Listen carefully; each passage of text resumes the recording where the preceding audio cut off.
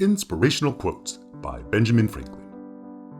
If you would not be forgotten as soon as you are dead and rotten, either write things worth reading or do things worth the writing. Hide not your talents, they for use were made. What's a sundial in the shade? Regarding only what is below the girdle, it is impossible of two women to know an old one from a young one.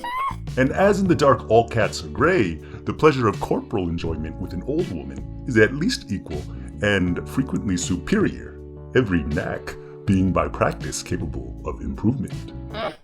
Hey, don't shoot the messenger. That's a real quote.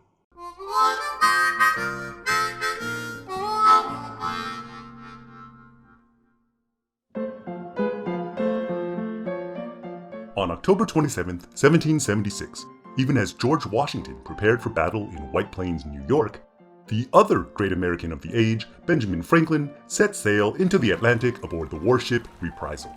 His destination, Paris. His purpose? To convince Louis XVI to lend aid to and ally with the American cause.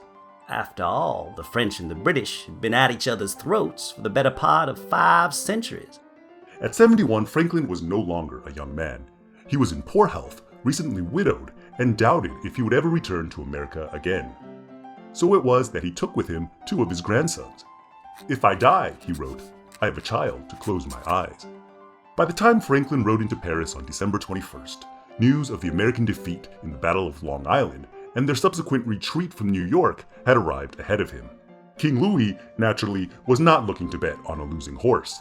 Nor was he much enamored with the idea of armed revolutions against European monarchs.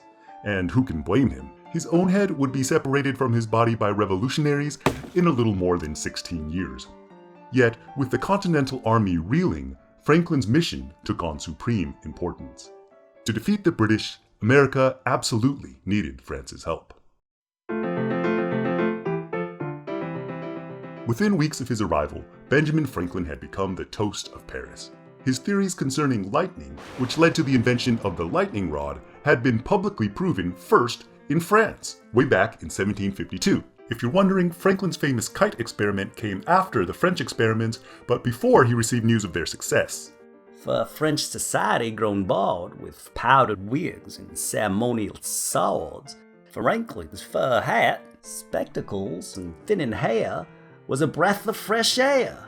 A celebrated polymath, Franklin was not only a diplomat and scientist, but also embodied the wit and wisdom of French-speaking Enlightenment philosophers Voltaire and Rousseau, and he was gifted with an extra measure of charm, good sense, and a knack for getting what he wanted. This would all serve him well before the end. Upon Franklin's arrival, he established residence between Paris and Versailles in the village of Passy.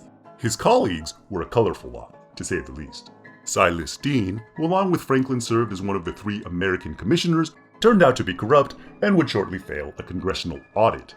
He would be replaced by a future president, John Adams, who came to Paris with his son, 10-year-old John Quincy Adams, also a future president. Arthur Lee of the famous Virginia Lee family served as the 3rd commissioner. He mistrusted everyone, including Deane, who turned out to deserve it, and Franklin, who did not.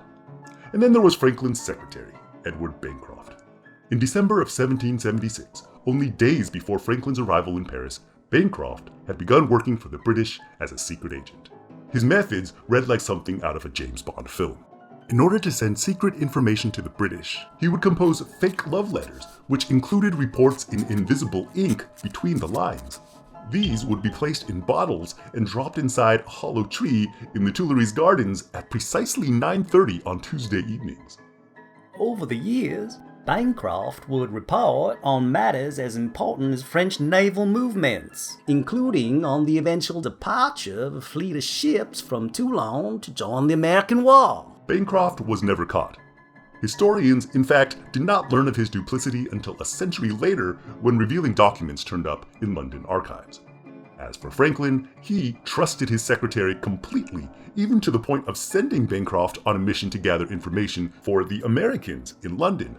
Ironically, while Bancroft was in England, the British fake arrested him in order to deflect suspicion. Ben Franklin was none the wiser, yet, thankfully, he was wise enough to assume that he had spies in his midst. Indeed, he would use them to his advantage to secure the alliance America so badly needed. For most of 1777, Franklin appealed to King Louis's evident desire for the spoils of a potential war with Britain, aka an increase of territory in the hotly contested West Indies, and to the French people's admiration of America as a rustic, republican cause. Yet, aside from secret aid, the French offered nothing.